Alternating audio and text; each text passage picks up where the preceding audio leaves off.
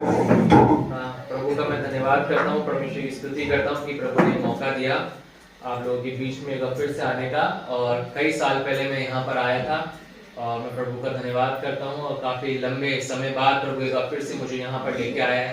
प्रभु की महिमा हो। आज हम परमेश्वर के वचन से कुछ महत्वपूर्ण बातों को देखेंगे और जैसे कि आज मुझे बताया गया था और आप लोगों के समूह भी इंट्रोडक्शन दिया गया होगा कि आज चंगाई से संबंधित कुछ बातें हैं जो यहाँ पे रखी जाएंगी और लोगों की ये प्रार्थना भी की जाएंगी।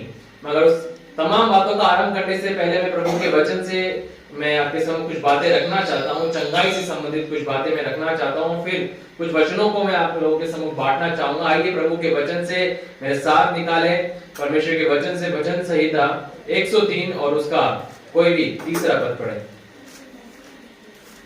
भजन संहिता 103 और उसका तीसरा पद हम पढ़ेंगे। वही तो तेरे सब अधर्म को क्षमा करता और तेरे सब रोगों को चंगा करता है।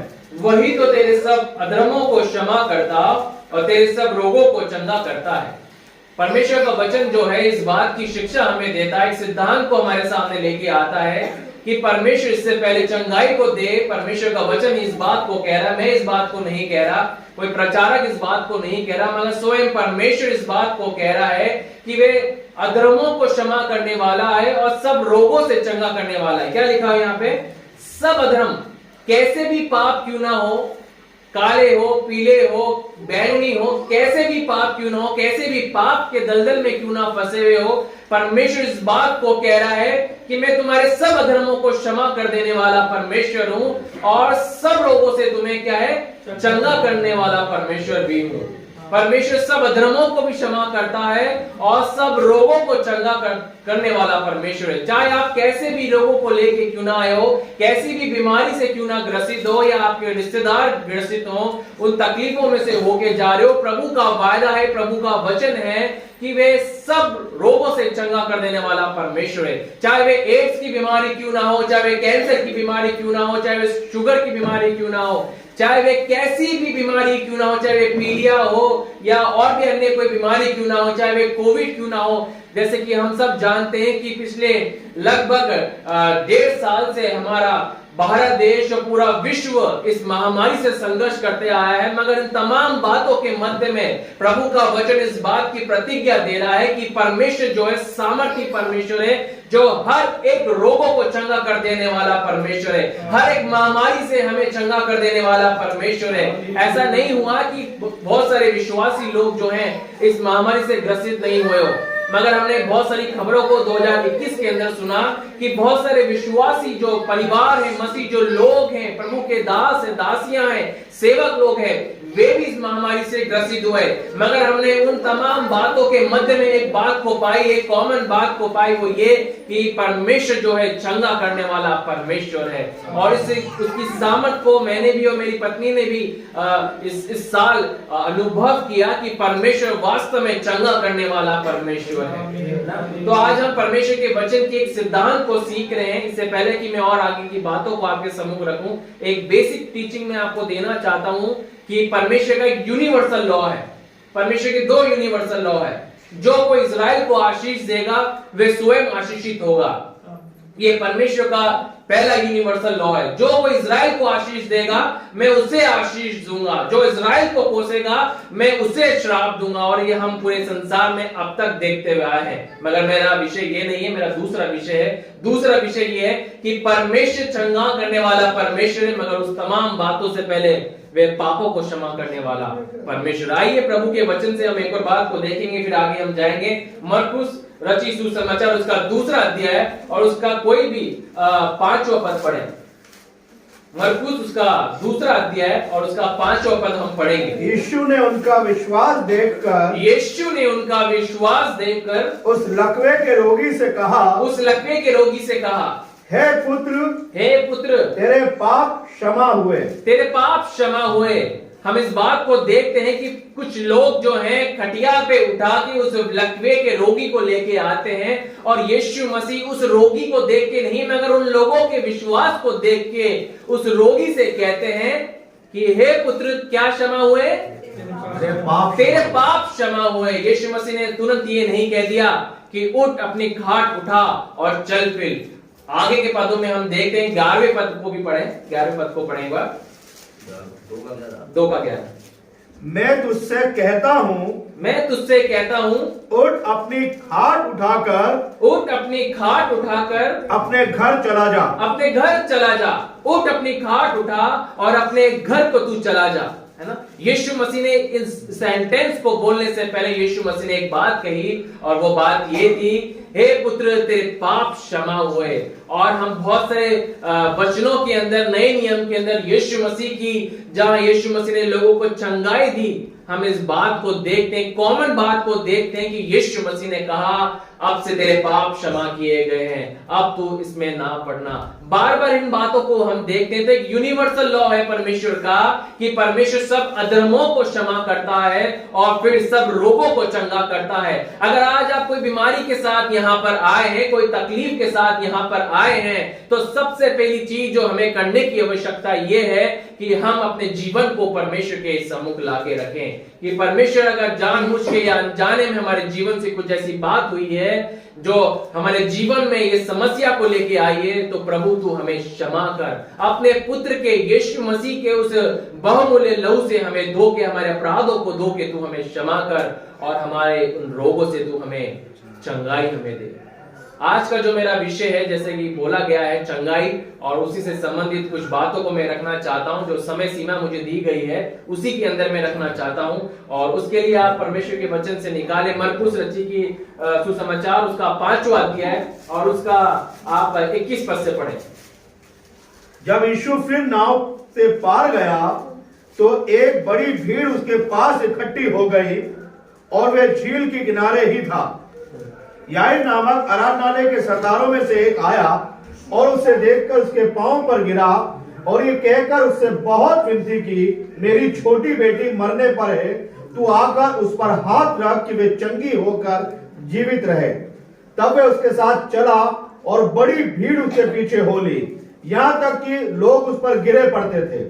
तब एक स्त्री जिसको 12 वर्ष से लहू बहने का रोग था, उसने बहुत से वेदों से बड़ा दुख उठाया और अपना सब माल व्यय करने पर भी उसे कुछ लाभ न हुआ था, परंतु और भी रोगी हो गई थी। आगे की हम बातों को हम आगे पढ़ सकते हैं, अपने घर पे भी जाके आप इसे पढ़ सकते हैं। और क्योंकि मुझे बहुत सारे पदों को पढ़ाने हैं और थोड़ी समय सीमा थोड़ी है, और भी बहुत सारी बातों को हमें देखना है, तो मैं अपने संदेश को जो है शॉर्ट में रखना चाहता हूँ, संक्षिप्त में रखना चाहता हूँ।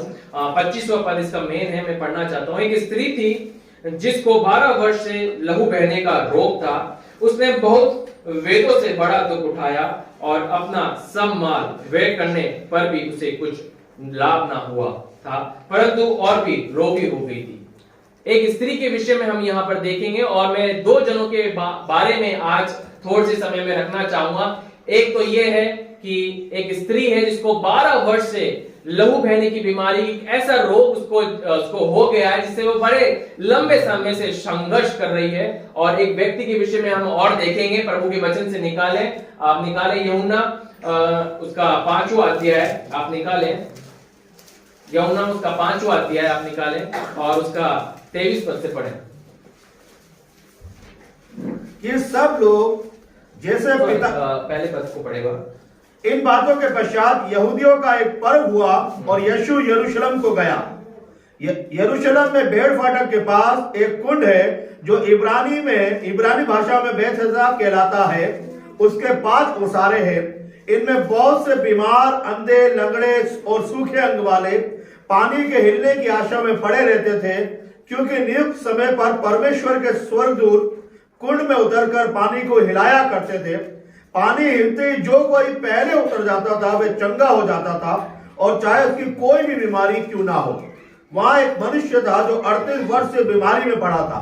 यीशु ने उसे पड़ा हुआ देखकर और ये जानकर कि वह बहुत दिनों से दशा में पड़ा है, उससे पूछा, क्या तू चंगा होना चाहता है? उस बीमार ने उसको उत्तर दिया, हे प्रभु, मेरे पास कोई मनुष्य नहीं कि जब पानी हिलाया जाए तो मुझे कुंड में उतारे, परंतु मेरे पहुंचते पहुंचते दूसरा मुझसे पहले उतर जाता है। यीशु ने उससे कहा, उठ, अपनी खाट उठा और चल फिर।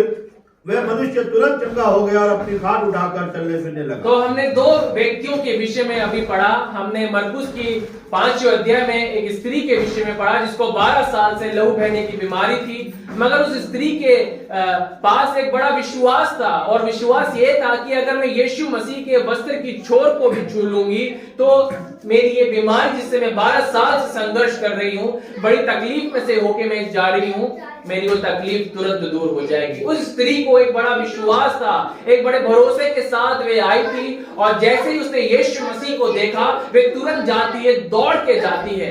मगर इन तमाम बातों से पहले एक बात को मैं रखना चाहता हूँ। यहाँ पे एक बात को हम देख सकते हैं कि आज के समय में भी हम उस बात को देख सकते हैं कि आज लोगों की पहचान उनकी बीमारी बन चुकी है। लोग उनके नाम से अधिक उनकी तकलीफों से जाना करते हैं, उनकी बीमारियों से जाना करते हैं।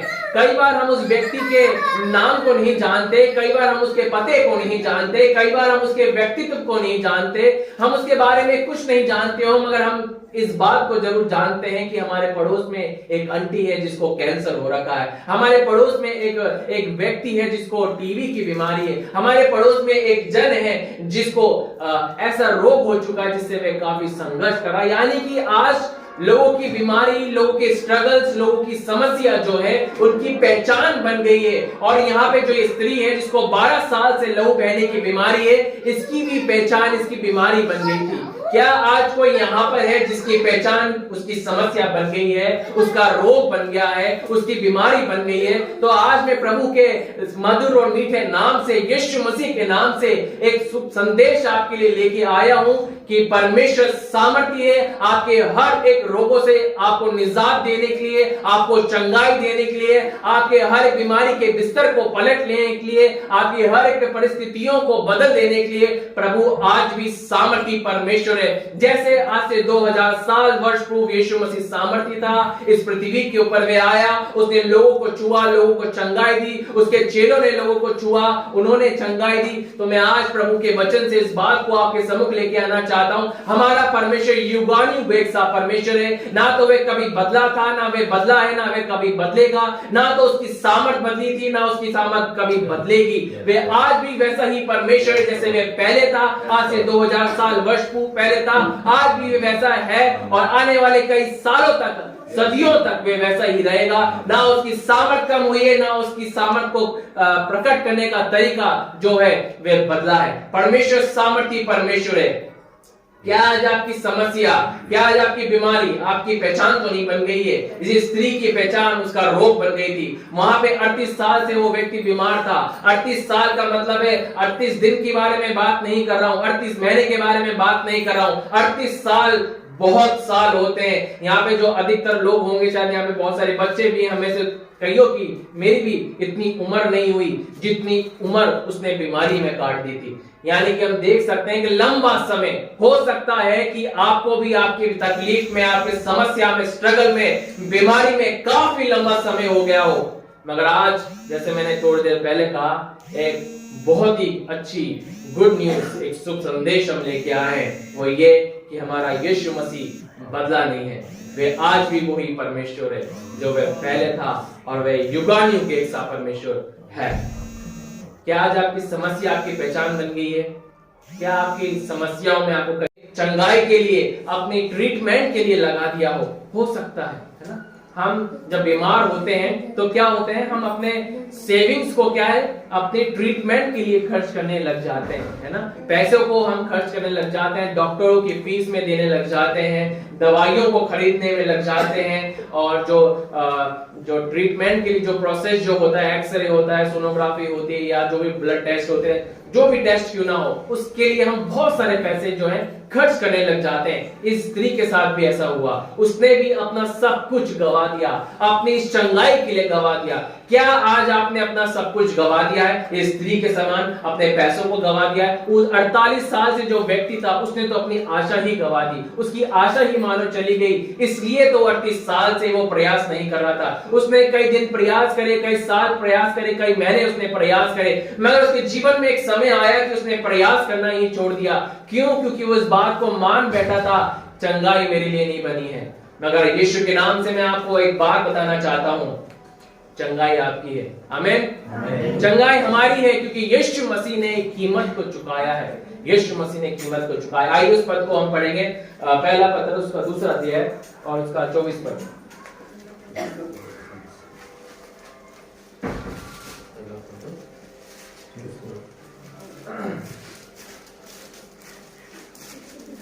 पहला पत्र दूसरा अध्याय उसका 24 पद हम पढ़ेंगे। वे आप ही हमारे पापों को अपनी देह पर लिए हुए क्रूस पर चढ़ गया, जिससे हम पापों के लिए मरकर धार्मिकता के लिए जीवन बचाए। उसी के मार खाने से तुम चंगे हुए। उसी के मार खाने से तुम क्या हुए? चंगे हुए। वे आप ही अपनी देह में हमारे पापों को, तुम्हारे पापों को नहीं। कई बार हम इशारा करते हैं उस व्यक्ति के पापों के लिए, इस व्यक्ति के पापों के लिए, मगर हम अपने पापों को तो भूल ही जाते हैं। हम पापी हैं। संसार में हर एक व्यक्ति जो आया है वे पाप के साथ आया है, पाप के स्वभाव में आया है। कोई अपने बच्चे को चोरी करना नहीं सिखाता है क्योंकि स्वभाव में ही पाप होता है ना। इसलिए यीशु मसीह आया है कि उस स्वभाव के ऊपर हमें विजयी जीवन जीने को दे, उस पाप से, उन बातों से हमें विजयी करे, हमें आजादी दे। वे अपनी देह पे लिए उसे क्रूस पर चढ़ गया। और आगे क्या लिखा हुआ है कि उसी के मार खाने से तुम चंगे हुए हो।